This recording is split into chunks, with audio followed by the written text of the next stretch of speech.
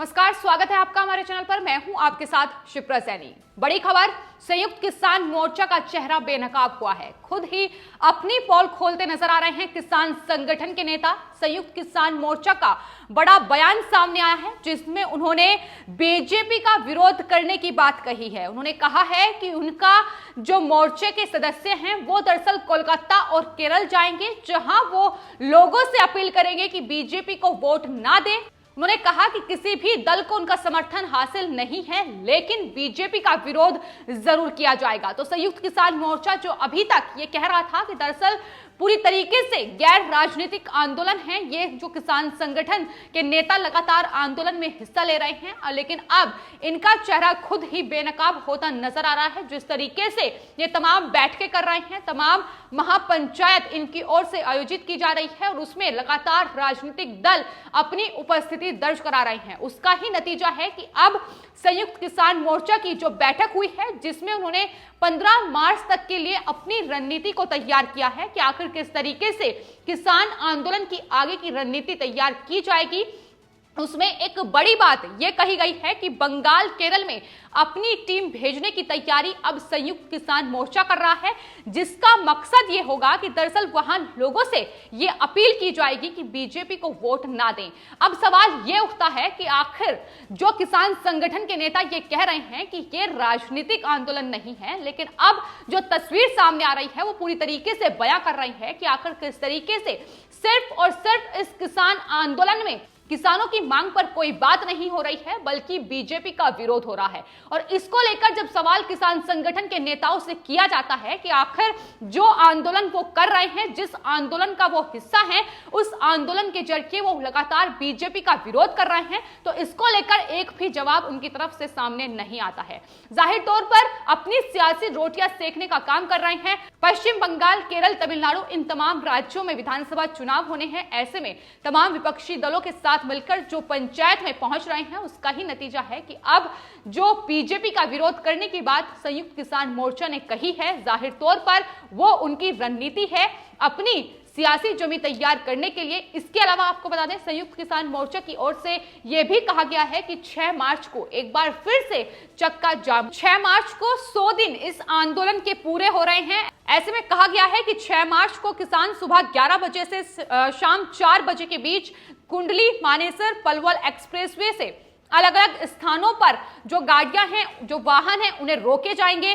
तो एक बार फिर से जो चक्का जाम की बात तो संयुक्त किसान मोर्चा की ओर से कही गई थी। और आपको बता दें, इस बैठक में जो किसान नेता हैं बलबीर एस राजेवाल वो मौजूद थे। इसके अलावा योगेंद्र यादव और तमाम किसान संगठन के नेता मौजूद थे और उन्होंने उनकी तरफ से ये ऐलान किया गया है। तो चक्का जाम का जो पहले 6 फरवरी को इन्होंने ऐलान किया था, उसका क्या हश्र हुआ था, ये सबने देखा था कि चक्का जाम के नाम पर किस तरीके से उनका ये चक्का जाम फ्लॉप होता नजर आया था, इसकी बानगी भी देखने को मिली थी। और एक बार फिर से जो ऐलान किया गया है, उसका भी मकसद एक बार फिर से सड़कों को बंद करके सरकार पर दबाव बनाने की कोशिश है। इतना ही नहीं, 100 दिन इस आंदोलन को पूरे हो रहे हैं। देश भर में काले झंडे लगाने की बात भी संयुक्त किसान मोर्चा की ओर से कही गई है। तो इस तमाम हथकंडे अपनाने की कोशिश लगातार की जा रही है, लेकिन तमाम हथकंडे लगातार फेल होते ही नजर आ रहे हैं। और यही वजह है कि कभी फसलों को जलाने की बात, कभी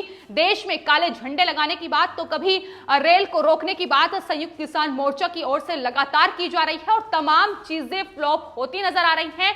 क्योंकि ये किसान आंदोलन पूरी तरीके से अब ठंडा पड़ चुका है, पूरी तरीके से अब फेल होता नजर आ रहा है। और यही वजह है कि अब एक बार फिर से इस आंदोलन को किस तरीके से मजबूत किया जाए, इसकी कोशिश ही लगातार ये किसान संगठन के नेता कर रहे हैं। जाहिर तौर पर बौखलाहट भी सामने आ रही है कि जिस तरीके से सरकार ने बातचीत के तमाम रास्ते फिलहाल बंद कर रखे हैं, कोई भी बैठक किसान संगठन के नेताओं और सरकार के बीच नहीं हो रही है। यही वजह है कि हाल ही में राकेश टिकैत का बयान भी सामने आया था कि दरअसल सरकार की चुप्पी ये बयां कर रही है कि आने वाले वक्त में कुछ बड़ा होने वाला है।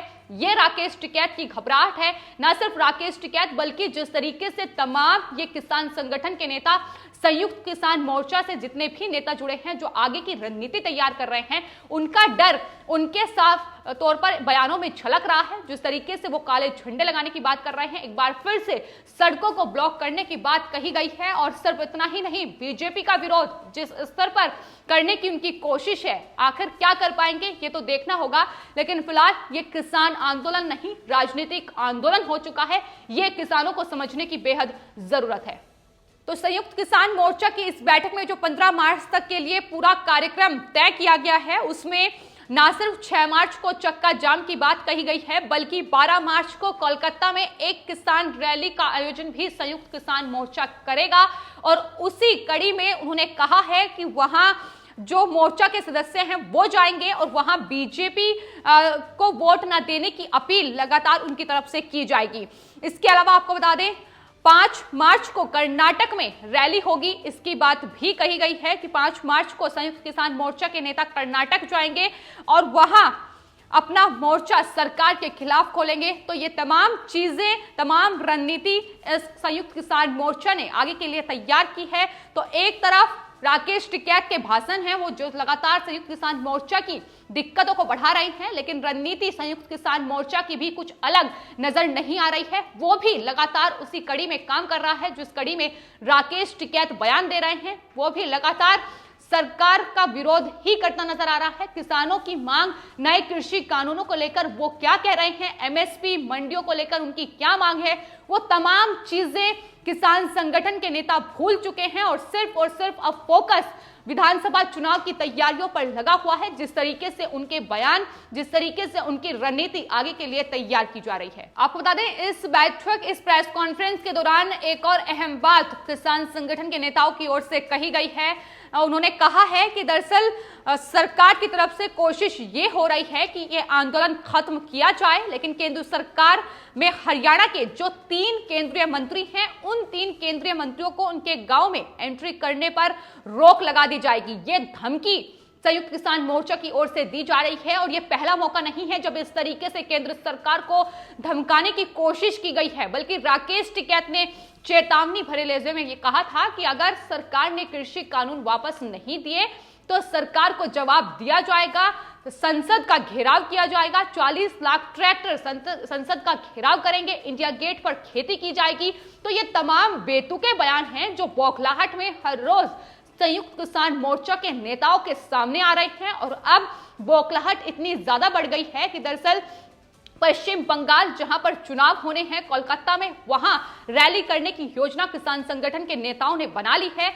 तो ऐसे में वो क्या कर पाएंगे ये तो आने वाले वक्त में पता चलेगा, लेकिन फिलहाल केंद्र सरकार के खिलाफ बौखलाहट लगातार देखने को मिल रही है। तमाम बीजेपी के नेताओं का किस तरीके से विरोध किया जाए, इसकी रणनीति संयुक्त किसान मोर्चा तैयार कर रहा है। अब सवाल यही उठ रहा है कि आखिर यह किसान आंदोलन फिर कैसे हुआ। यही तमाम सवाल जब मीडिया कर्मी किसान संगठन के नेताओं से पूछते हैं तो उन पर कोई जवाब नहीं बनता है। उसकी बौखलाहट भी साफ तौर पर समय समय पर अनेक इंटरव्यू में देखने को मिली है, चाहे फिर वो राकेश टिकैत हो, योगेंद्र यादव हो, जब उनसे ये सवाल किया गया है कि ये दरअसल किसान आंदोलन नहीं है, बल्कि सिर्फ और सिर्फ सरकार का विरोध है, मोदी सरकार के खिलाफ मोर्चा खोला हुआ है।